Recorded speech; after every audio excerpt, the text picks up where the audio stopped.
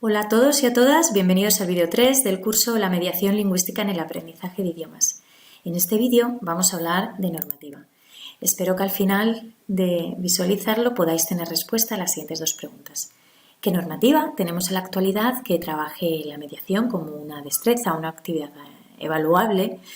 Y, sobre todo, que si impartís un tipo de enseñanza a un nivel cuya normativa no contemple la mediación, ¿cómo podéis utilizar la normativa de esas etapas o esas enseñanzas que sí la contemplan? Para empezar, me gustaría hablaros y volveros a hablar otra vez del Marco Común Europeo de Referencia de las Lenguas. Su última actualización, que se llama el volumen de acompañamiento, dedica unas páginas exclusivamente a la mediación. Podéis consultar este documento en el aula virtual y aquí también en el vídeo podéis ver cuáles son esas páginas donde podéis encontrar tipos de estrategias de mediación, tipo de ejercicios de mediación y, sobre todo, muy importante, los descriptores por nivel, que luego vamos a trabajar. Además, en nuestro país, en las enseñanzas de régimen especial, en las escuelas oficiales de idiomas, contamos ya con normativa que dedica un apartado exclusivo a la mediación y que se considera una actividad de lengua aparte de la producción y la coproducción de las que ya existían y que se debe de evaluar.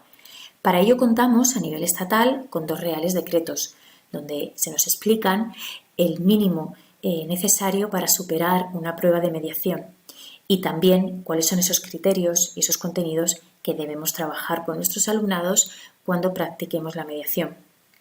En nuestra comunidad, en Andalucía, contamos con una nueva orden que incluye dentro de sus contenidos la mediación lingüística por distintos niveles. Y además, como sabéis, cada año se publican unas instrucciones para todos los candidatos que se presenten a las pruebas de certificación de B1, de B2 y de C1. En estas instrucciones y en estas guías para el candidato también podremos encontrar información sobre el tipo de tarea que se nos puede presentar o que podemos trabajar con nuestros alumnos, muchas veces a modo orientativo, si no impartís docencia en una escuela oficial de idiomas. A continuación vamos a analizar brevemente una serie de descriptores por niveles. Estos descriptores los podéis encontrar en el volumen de acompañamiento que os he mencionado al principio.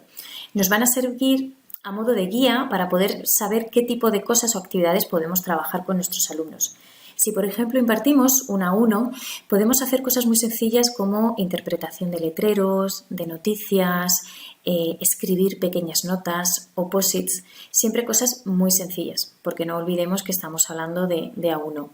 En A2, el marco también nos propone una serie de descriptores en los que podemos trabajar el tema de la reformulación también de mensajes y la interpretación de pequeñas situaciones de la vida cotidiana, como por ejemplo pues, un formulario o una pequeña visita guiada para amigos. Si vamos a B1, podemos ver cómo el marco nos sigue hablando. Siempre recordar cuando hablamos de interpretación y traducción que nunca va a ser de manera oficial ni de manera formal, siempre en contextos sociales y en contextos informales.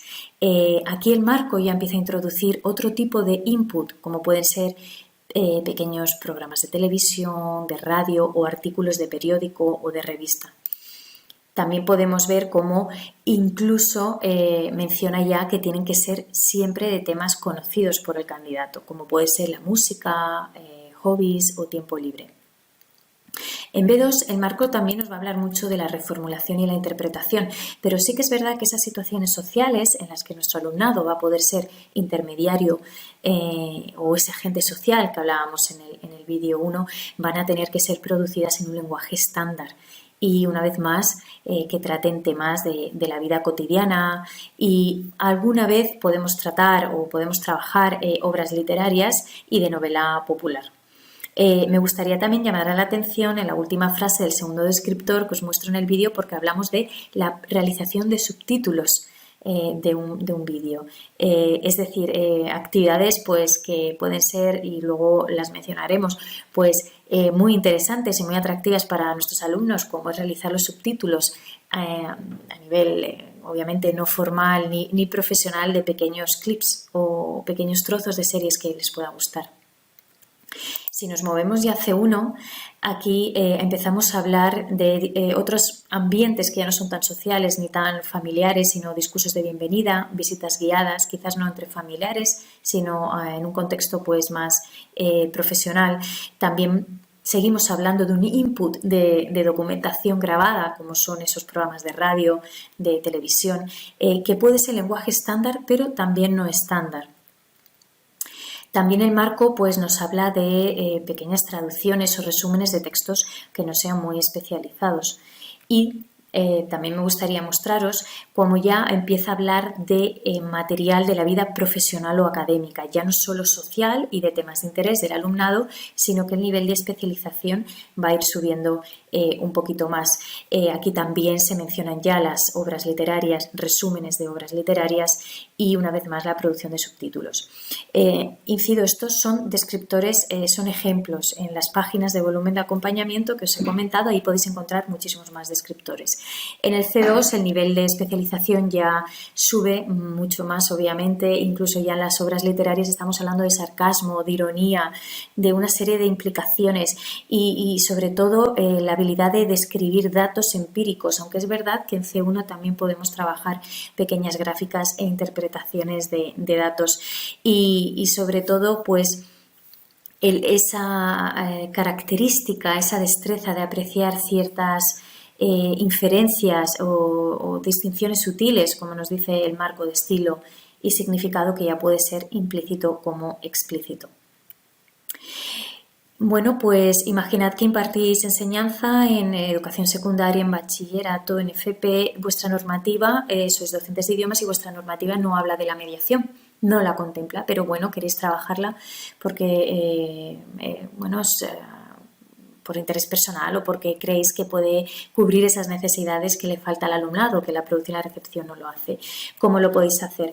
Podéis consultarla para haceros una idea de qué tipo de contenidos se pueden trabajar dependiendo del nivel. El marco, por ejemplo, tiene los descriptores por nivel. La normativa de Escuela Oficial de Idiomas también contempla por niveles qué contenido se debe impartir.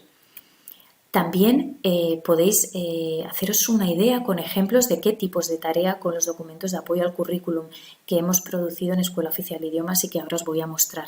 Este documento también lo tenéis en el aula virtual.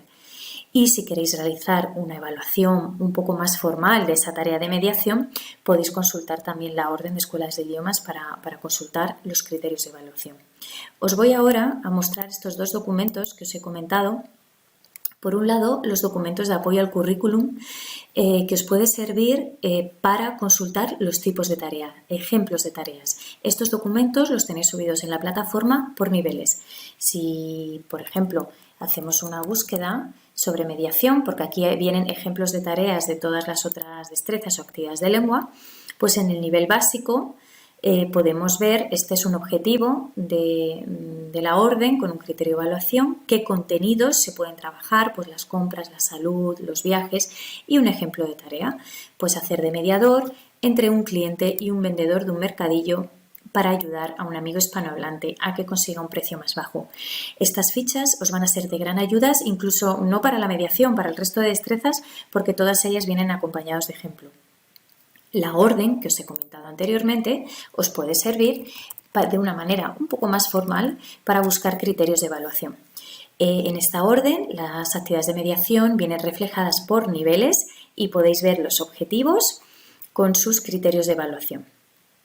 En definitiva, incluso si impartís a un nivel, como como he comentado antes, que no contemple en su normativa la mediación, os animo mucho a consultar estos documentos que tenéis disponibles para poderos hacer una idea del tipo de tareas y de cómo podéis adaptarlas a vuestro tipo de enseñanza. Y esto es todo y nos vemos en el siguiente vídeo.